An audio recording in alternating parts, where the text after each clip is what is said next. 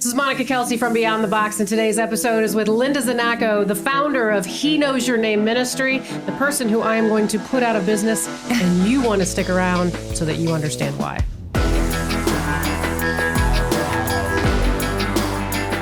Good afternoon. It is Monica Kelsey from Beyond the Box. Today, my special guest is Linda Znachko from He Knows Your Name Ministry. I have been waiting to interview you because there is so much that we have done over the years that I don't think people really know. And so for those who don't know who you are, I mean, I know who you are. I love you, but there's people that probably don't know who you are. Sure. So can you give an idea of what you do across America? So I founded He Knows Your Name Ministries in 2009 when a baby was found in a dumpster in Indianapolis. And that just tore my heart out when I saw the news story.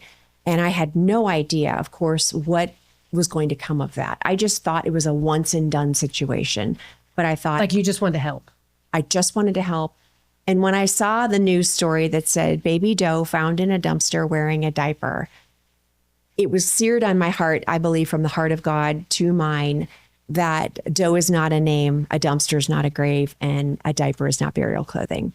And when that just flipped in me, I knew exactly what I needed to do. I needed that baby named. I wanted that baby celebrated. And I didn't know how to do that. So I called the journalist who was writing the digital article that I was watching online.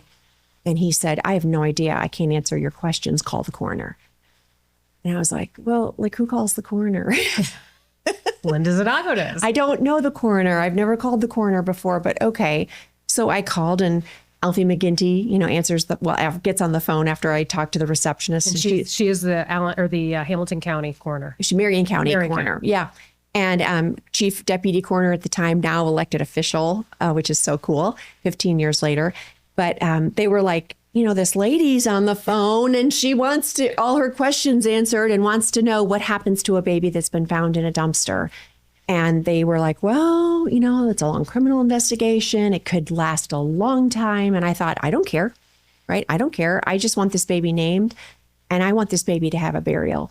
And I can wait and just see what happens. Well, that criminal investigation went 13 months. And, I didn't really believe them when they said, we'll put your name on the case. I thought, no, I really mean it. And I'm going to hammer this home by calling you every week. And so I did. Every Friday morning, pretty religiously, called them and just said, hey, what's going on? I know you can't really tell me much about the case, but week by week, they told me more and more.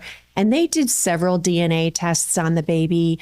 They were just waiting for the criminal investigation and pathology to come back. And what are the detectives saying? So some of it was out of their hands, but we just kind of muddled through 13 months of that investigation until one day when I called and they said, we found a mom. Oh. And I never thought they'd say that to me.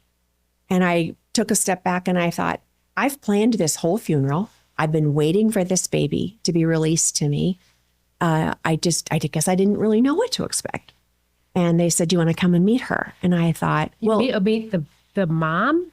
Yeah. And I thought, wait, what? I'm thinking the media had portrayed her very much like she was the suspect for all this time. And media really demonized her. As I think you would say at this point, you can look back and say, yeah, generally we demonize the mom and think the mom must have placed this baby there. Right. And lo and behold, mom had nothing to do with it.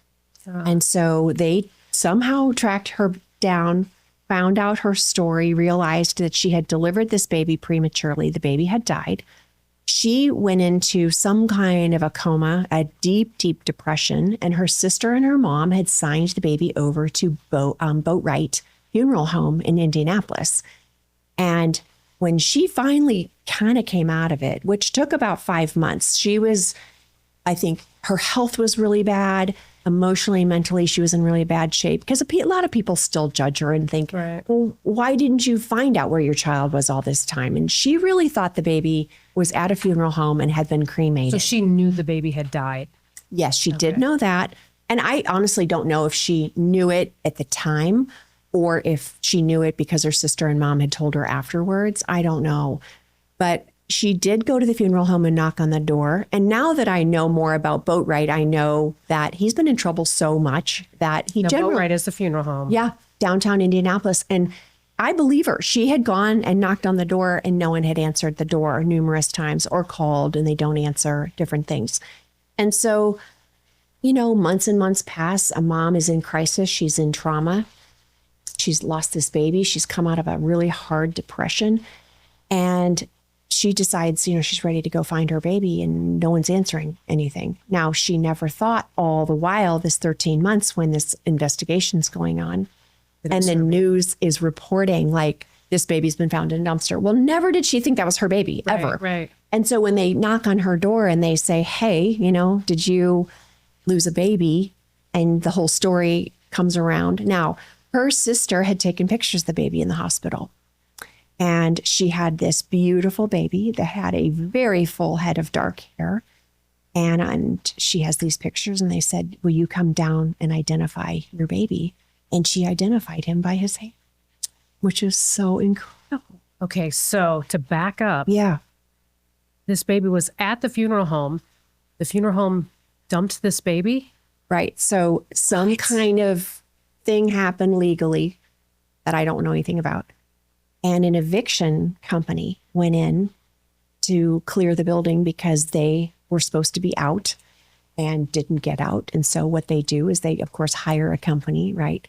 The company is supposed to hire then another company to come in and use a dumpster that's certified for that dump.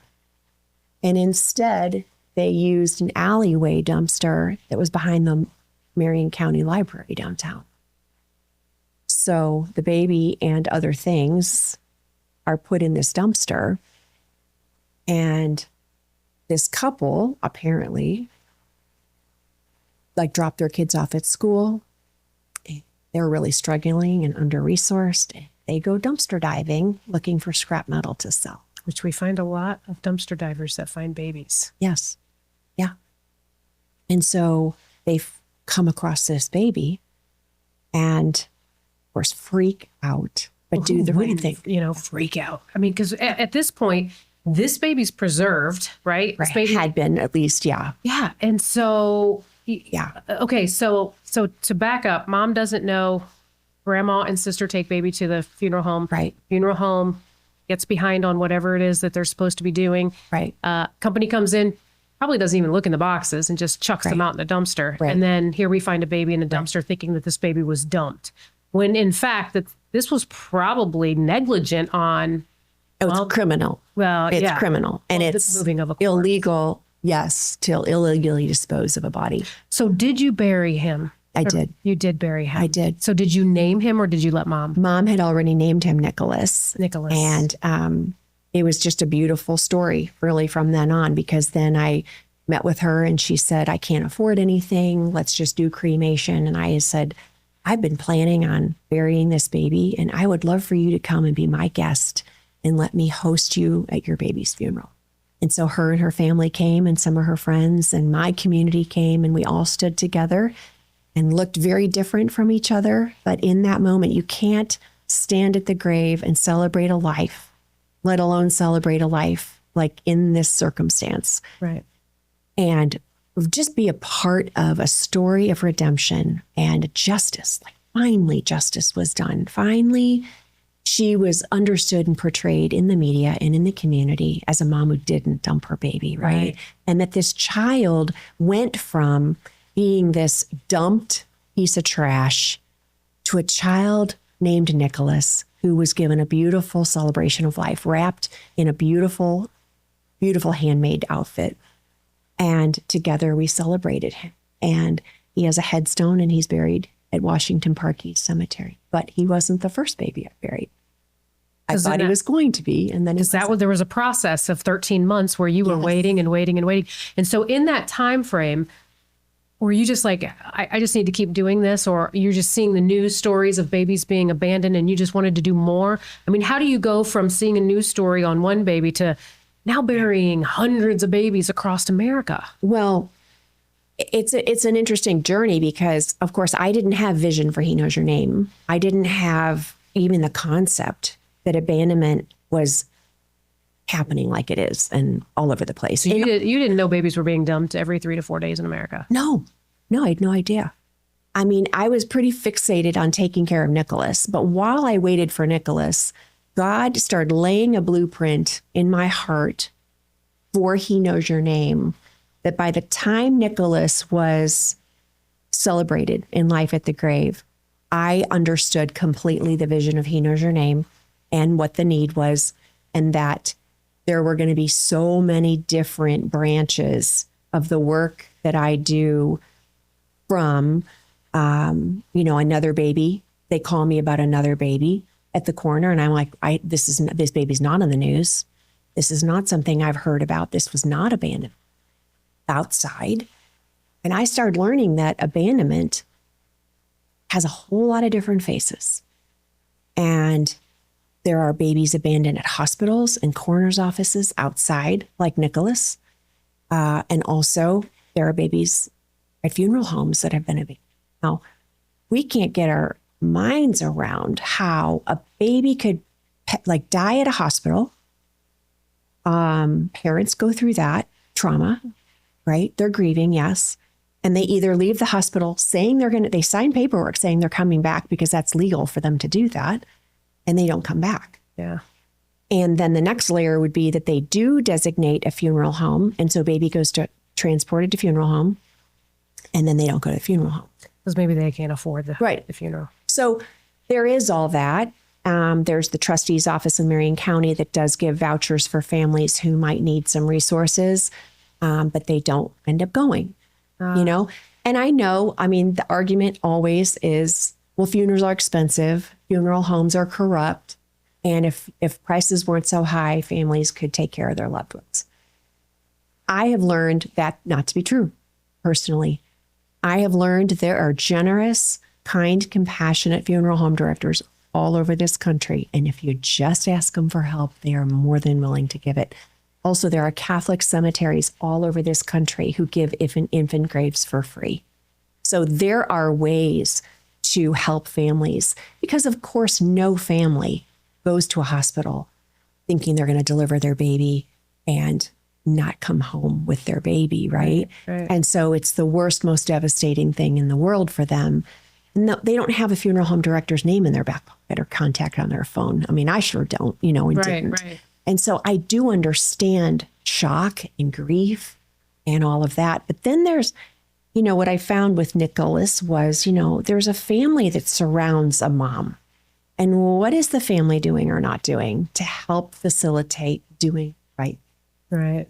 And that's a whole other soapbox I could get on. Well, and so where's the farthest you've gone for a baby that's been abandoned, whether it be in a hospital or coroner's office, or where's the farthest you've gone? Well, New Jersey. And I'm not really going anyplace anymore. What I'm finding is that there are a lot of pro-life organizations, churches, funeral homes, and cemeteries and hospitals who really are willing to help if they're just coached. And so I do a lot of coaching just on the phone. People find me, call me.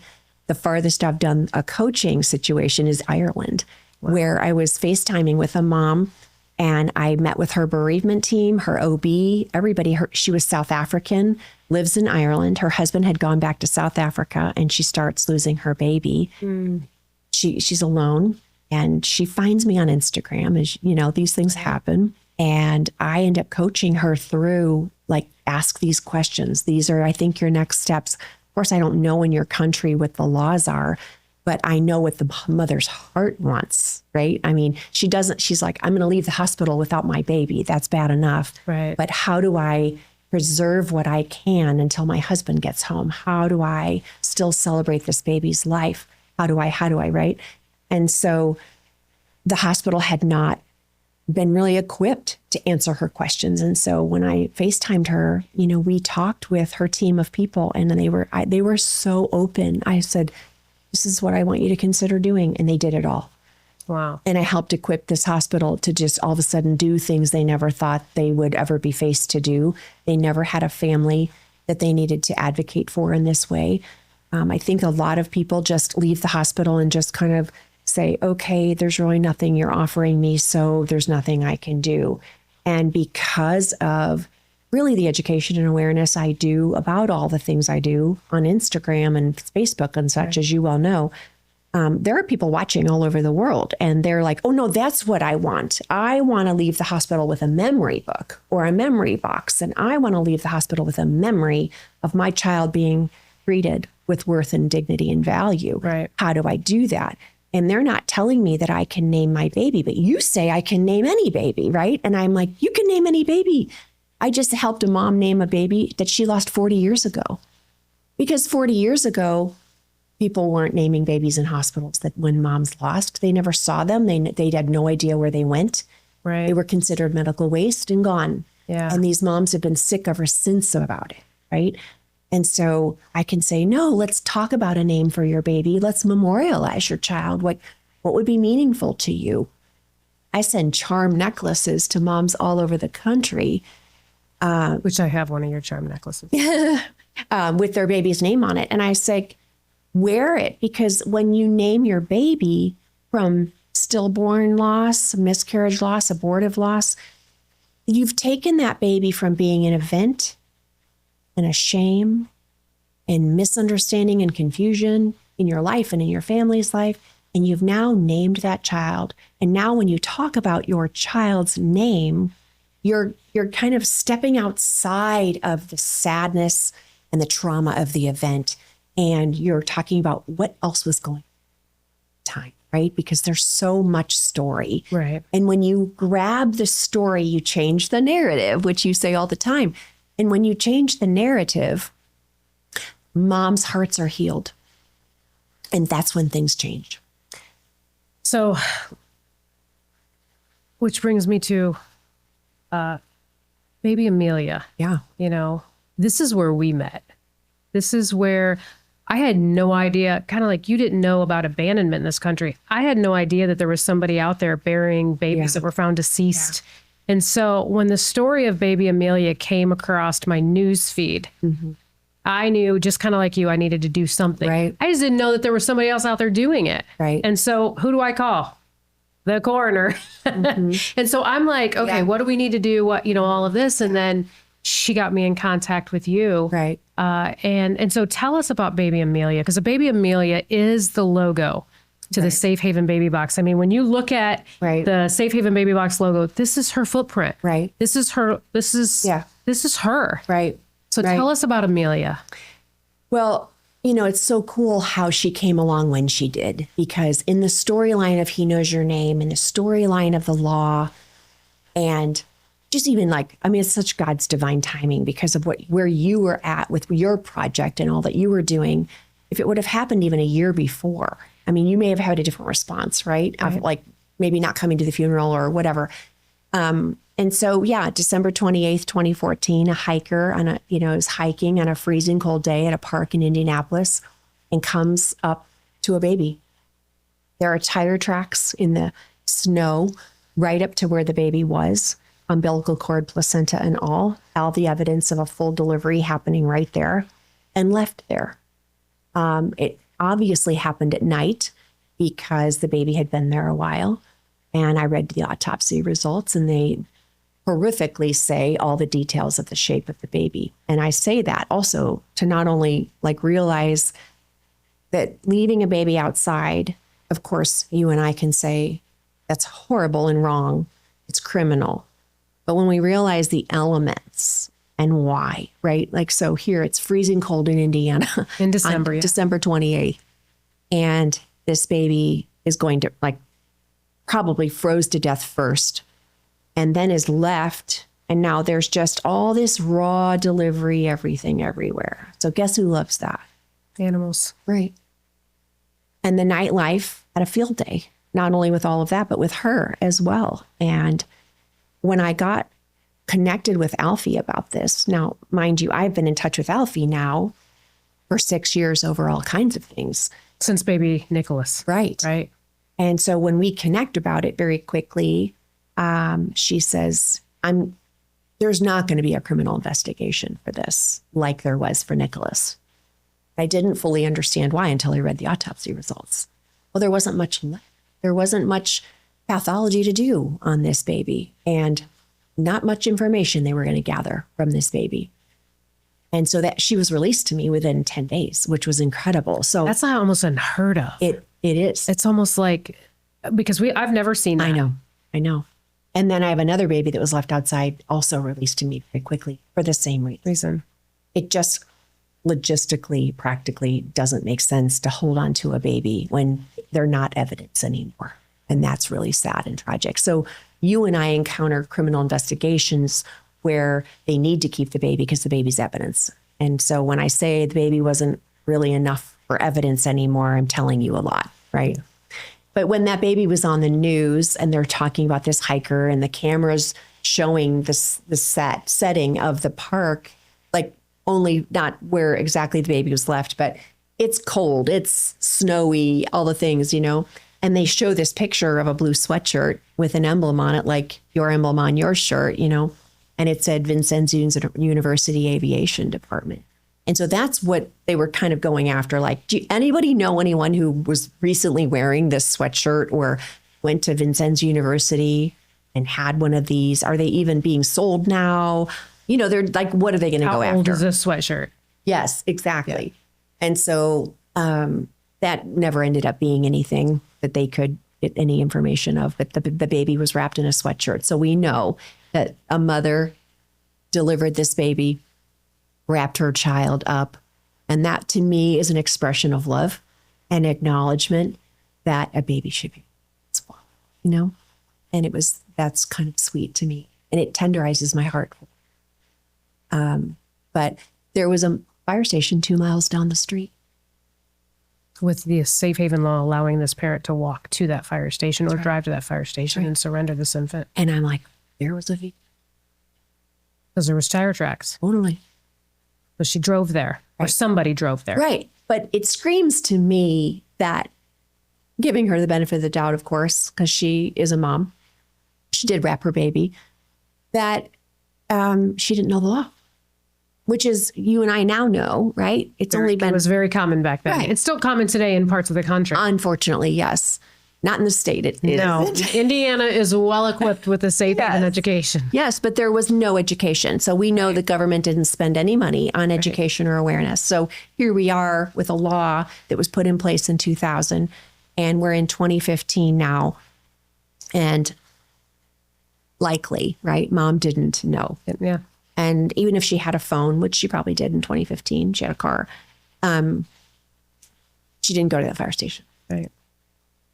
And so this baby was found, taken to the coroner's office, and you get this call from the coroner saying, hey, got this baby. You want to bury this baby. Right. And so 10 days later, then you take custody of this baby. Right. And you have to name this baby. Right. So tell me about the name Amelia. Well, you and I had been in touch at the time, and you had hope on your heart for her. And I couldn't get Amelia out of my mind. Because of the aviation. Totally. Yeah. I mean, I saw that on the news and I was like, I was like, her name's Amelia, And then I looked it up to see what it meant. And it means defender. And I thought, appropriate. Oh, I was like, I know that in the book of Proverbs, the word defender's capitalized because I've always studied the names of God. And I was like, his names are capitalized, of course.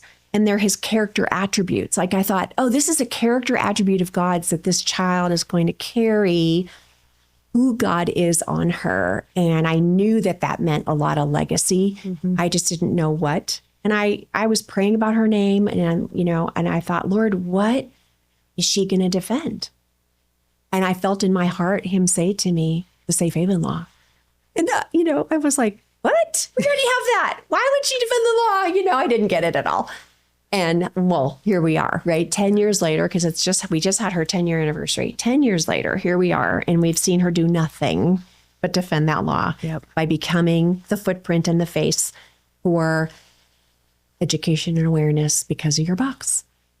So looking back now, we know her purpose. Oh, we know her purpose.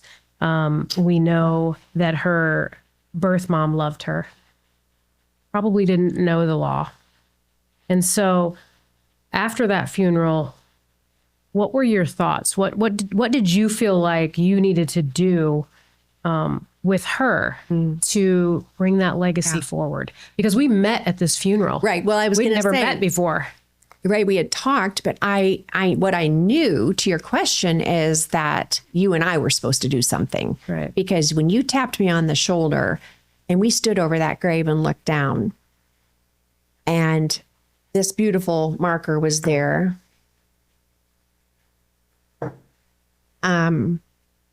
And you said, that's the problem and I have a solution. I mean, I had no idea what you meant.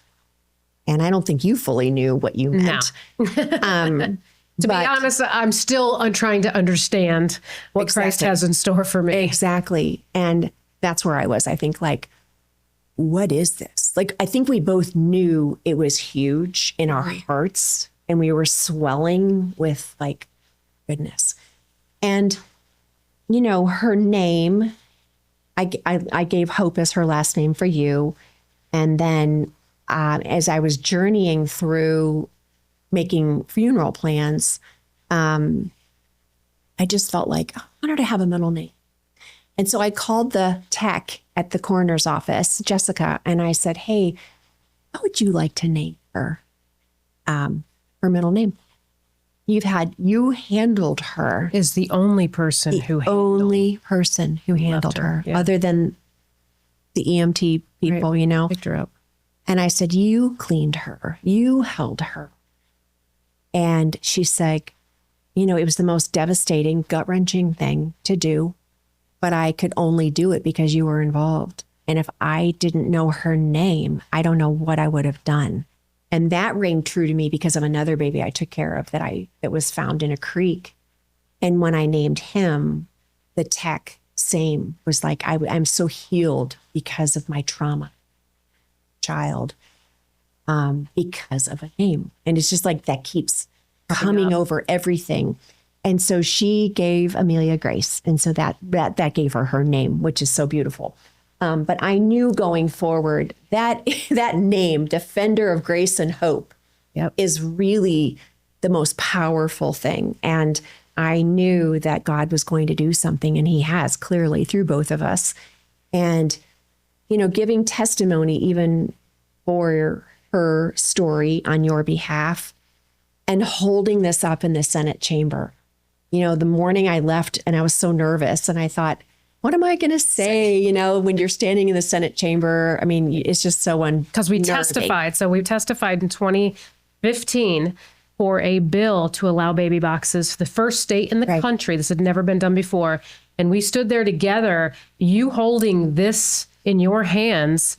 I had no idea what I was going to say because, you know, me, I just kind of roll by whatever comes out of my mouth. Yeah. Sometimes it's great. Sometimes it's not.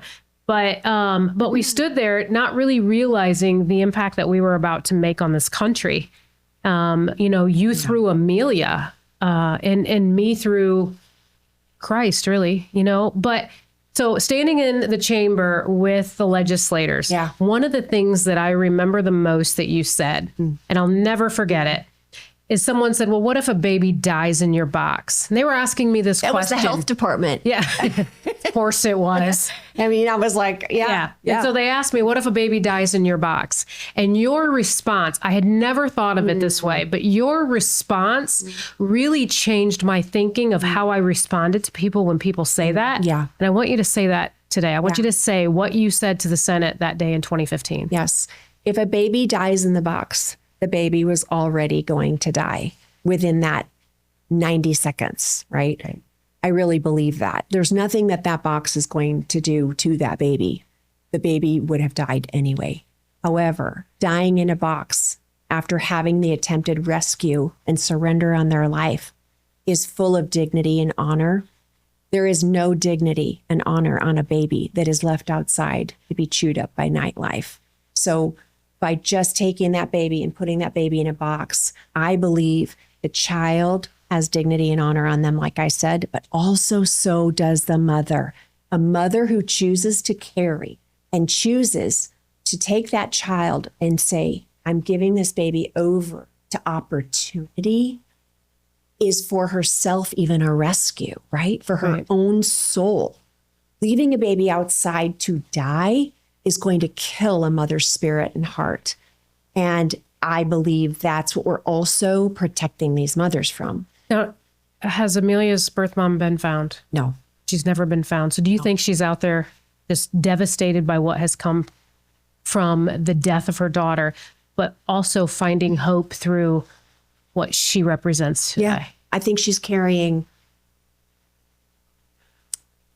basically the conviction of what she did. Regardless of what shape that baby was in, that baby could have been stillborn. Yes.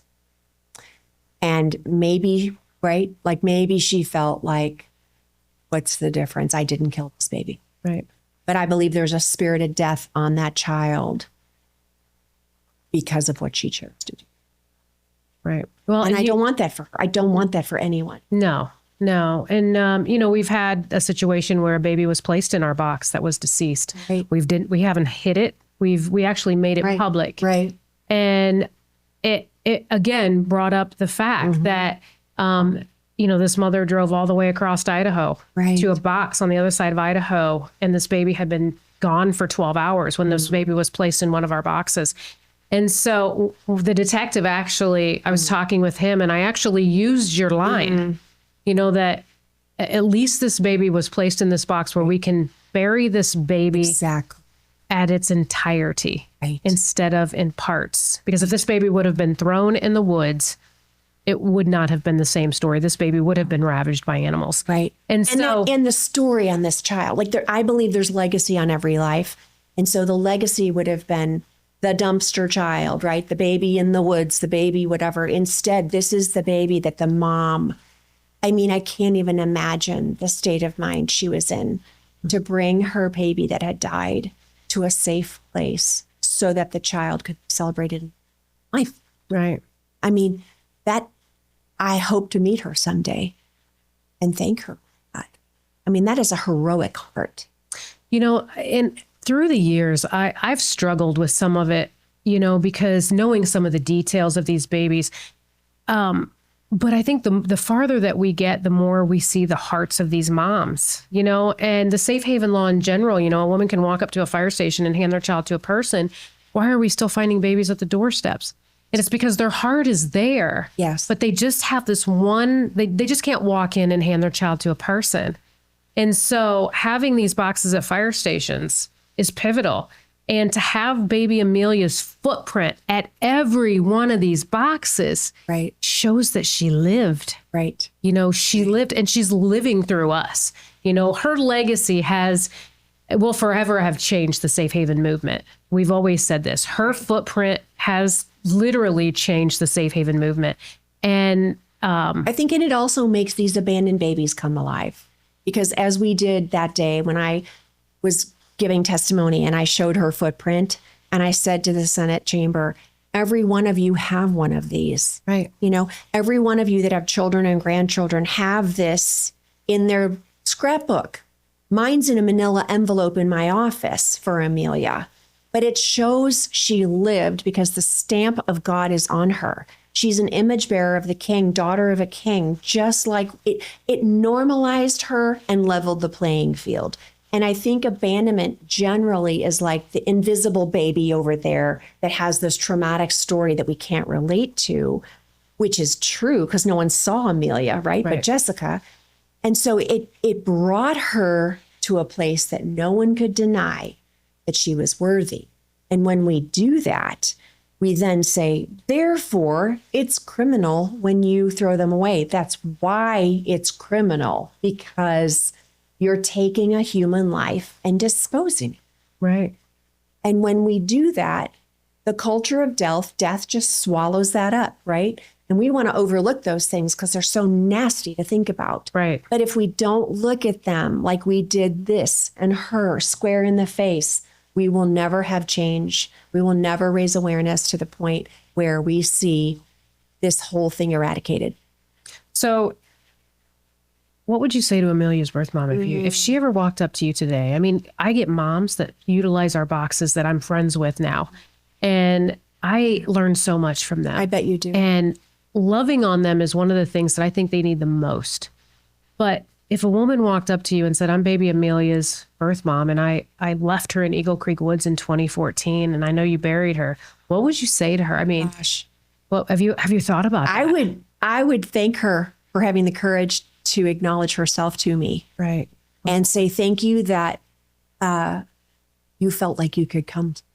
And I would then thank the Lord above that I was approachable enough that she could Right. come to me and say something, right? Well, because you've obviously made, if she would ever step forward, you've obviously put that out there that you're not going to judge her. Never. You know, safe haven, you know. And I'm not going to turn her in either. I'm not. No. I mean, no. And that's not my point, right? That's not, Right. this is all, the justice has already happened, right? You and I have seen the justice because of her legacy. I don't need to see a mom put in jail, for goodness sakes. That to me is just not, I mean, I helped get a woman out of jail, Yes. Michaela Munn, right? Yeah. And I was a champion for her before that judge, and, you know, a whole lot of things for a whole lot of reasons. But I think there are consequences. And unfortunately, when we do try to put these protective things in place, we're trying to protect moms even from themselves for when they're desperate and under-resourced. And maybe, you know, sometimes I think, okay, did you have a gun to your head? Was someone hurting you? Like all of that. We know now, 15 years later, after He Knows Your Name started, we know so much more about mental illness and trauma and abuse and sex trafficking and all the things that we didn't even scratch the surface of 15 years ago. Right. I will give a mom the benefit of the doubt all day for whatever else she was going through at the time. Not what I wish she would have chosen, of course. But I also know God's in control. And I also serve a God who does not make mistakes. And He wanted Amelia to be mine. And He saw to it that she did get a mother who took care of her, and I carry her legacy, and I am her voice. And so that is what God wanted for her. His purpose for her was and has been fulfilled and carried by you and I both. And so there's something way bigger than me and something way bigger than this mom happening. And so I don't need for her to. Well, I think there's something way bigger than all of us, you know, that's happening. And we've seen the success of what's happened when forces come together for the betterment of moms and babies. Right. You know, you've been at a lot of our blessings, you know, championing or you know, supporting safe haven baby boxes and just being a voice for us and these moms. And I hope one day she reaches out to you. I do. Because one, I want her to find peace and forgiveness, whatever that looks like for her. Right. But I hope that one day we can look back and we know exactly what our plan was all along. And I think we're still trying to figure that out. Yeah. You know, we're not all over America yet. We're still, you know, kind of one state at a time. You know, I actually testified the other day for a state that was against the boxes. Yes. I mean, and it's Yeah. crazy how there are people that hate adoption that just fight us like Yes. right and left. And Yes. and it's like I hear you, but what's the alternative? What's the alternative? Right. And so in order for us to protect these babies, we have to give options that might not be ideal for what you think they should be. Right. But unfortunately, this isn't a perfect world. No, it's not. And it is all sad when you look at it only from that vantage point, right? But when you can turn and say, like you said, we offer resources or options, we can come alongside. And I think you bring up the important part of us coming together. And that's really, I believe, God's heart for this world and for what's going to really be what change is all about. It's where are we collaborating and saying, you do you, I'm doing me, this is what we're all doing. And then we get to each celebrate together how the working together and collaborative effort that we are doing helps people think about things differently, see things differently. I love this footprint because the mother also has one. You know, and I often say at your dedications, you know, a mother has to use her own 2 feet to walk up that sidewalk. And that is her choosing mind, body, and soul to surrender, right? Herself, her reputation, her fears, her everything. But she chose to carry. She's choosing to give her baby the best that she has. And if it's only her feet and her hands to hand over, right? Walk up to the box, a place of safety and medical care, and put that baby in a box. She is a champion. And I think there's something about that like if we all would walk in a right direction, justice will be served. And I don't mean like hammer, come down, gavel kind of justice. Right. I mean that together we serve humanity and we elevate it, because we are still very much a country saturated in a culture of death because of abortion. Right. And I only bring that up to say, when we make decisions out of convenience and we make decisions that are very disposable minded, there's a result for it, right? And how do we preserve a mother's soul in the process of all this? That's what all of this is. We're not just about babies. I'm not just about babies. I'm about, and I get this all the time, a mother that comes back and sees on Instagram that her child was celebrated in life and sung over. Jesus Loves Me was sung to her child in a lullaby. That baby went down into the dirt, which is a new cradle, with a blanket and a beautiful gown and a beautiful casket. I hope a mother sees that and says, that's what my child deserves, right? A mother of loss who, like, a baby was left at a hospital or a coroner's office and she couldn't fulfill her God-given right, I think, all the way through death to the grave, as hard as that might be. I'm happy to do that. And I've had moms come back and look at the granite headstone in the cemetery and say,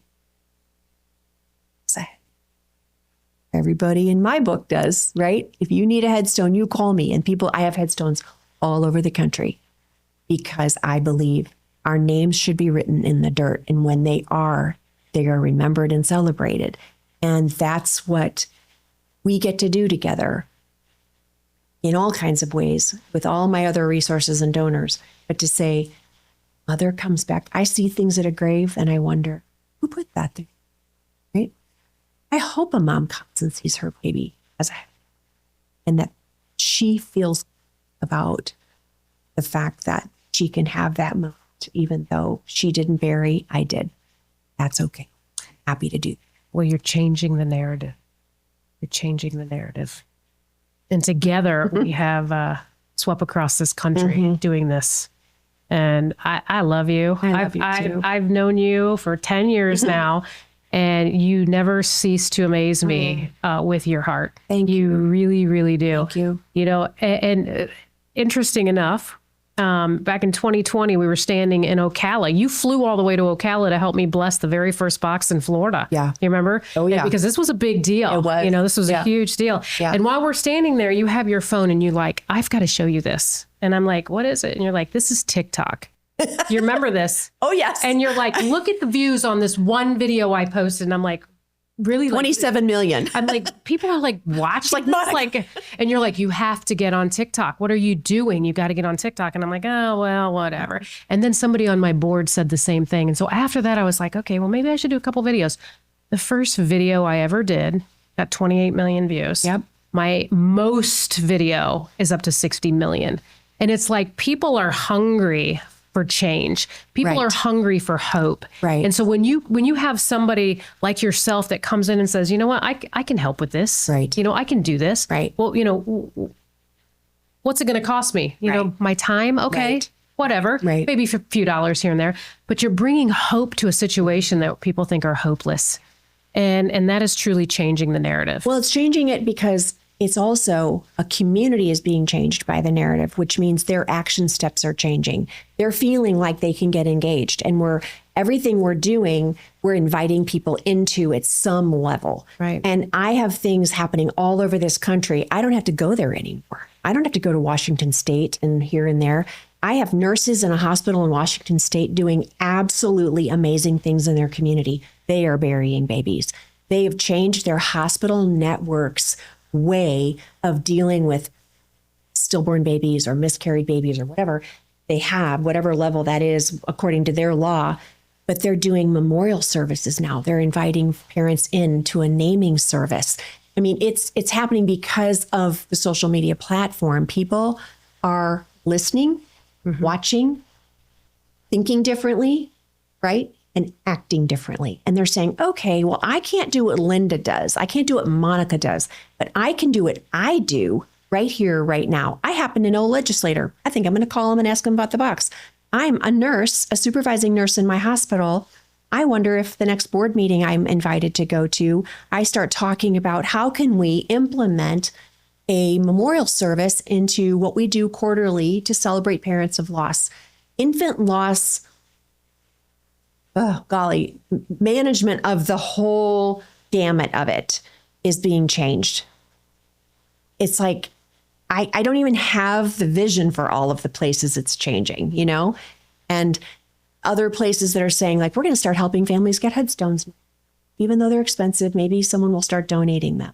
And it's like, start thinking outside the box and see how you, right where you are, can do what you do, and then engage your community so that if you start collaborating like we've collaborated, I think things are going to really change. But I also hear, Monica, that people have watched our friendship and they've watched what we're doing and how much we love each other and champion each other. And people say, I don't know many women who together or can do that together very well. And it's always a competition sometimes. And it's like, nobody's winning here. You know, nobody's winning. We're tired. We're tired. You know, and for sure. So, and we're humans and we can look at each other as women who are leading and doing what we're doing and have compassion for one another and say, yeah, life has hit you really hard and life has hit me really hard. And we can help nurture each other through those seasons to stay on mission, to stay in the vision that God has given us and with the passion. And I want to fuel your passion to keep going as you have mine. And the more we do that, I think we're also modeling, come on, women, come together, lay your comparison and your competition aside, right, and come together with all that you have, all the resources, and see how much. I could have not said it better myself. You absolutely nailed it. I love you. Thank you. Like I said, you've been my rock on some of the darkest days of my life, especially at the beginning when we were fighting and fighting hard, and we kept fighting. Yeah. And now here we are today with all this. You and I weren't fighting. No, we were not fighting. We were fighting other people. We were fighting other people. Usually the health department.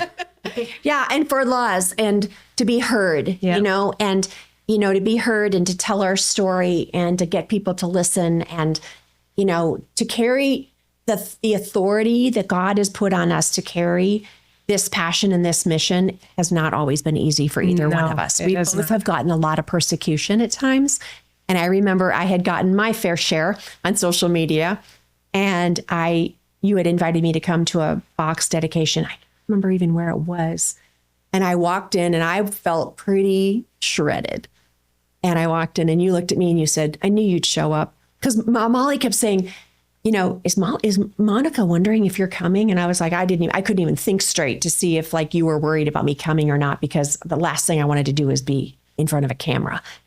And you were like, I knew you'd come. You know, and I was like, thank you for the confidence to stay on mission. Well, in a couple of situations, I have defended you to the hilt on social media, and that's what friends do. That's what supporters do. You know, it's don't let the negative people get you down, right? Because every day you're going to get that, right? You know, and every day we battle these battles, but at the end of the day, we have to take our pants off, get into bed, and tomorrow we got to get up, we got to dress up, and we got to show up again, right? Because there are lives on the line that they're banking on us getting up and doing what we do. Absolutely. So, yeah, Melinda, it's been a pleasure. Thank you. I love that you came all the way to Woodburn to be in our shop and spend your I blessed your first box here. And yes, you did. That was such a treat, and I am so thankful to know you and to serve with you. And Woodburn is changing the world. Well, and as I said at the beginning, my job is to put you out of business. And I hope that one day we are not burying babies. We are celebrating them. Right. Being placed in our box or in the arms of a firefighter or a hospital staff. Well, anyways, this is Beyond the Box with Monica Kelsey here in Woodburn, Indiana with Linda Znachko from He Knows Your Name. Thank you again for coming. We appreciate you. We appreciate all that you do. We love Baby Amelia. We're so thankful that you allowed us to take her legacy and run with it. And that's exactly what we've done. So God bless you. Anyways, we'll see you again next time on Beyond the Box with Monica Kelsey.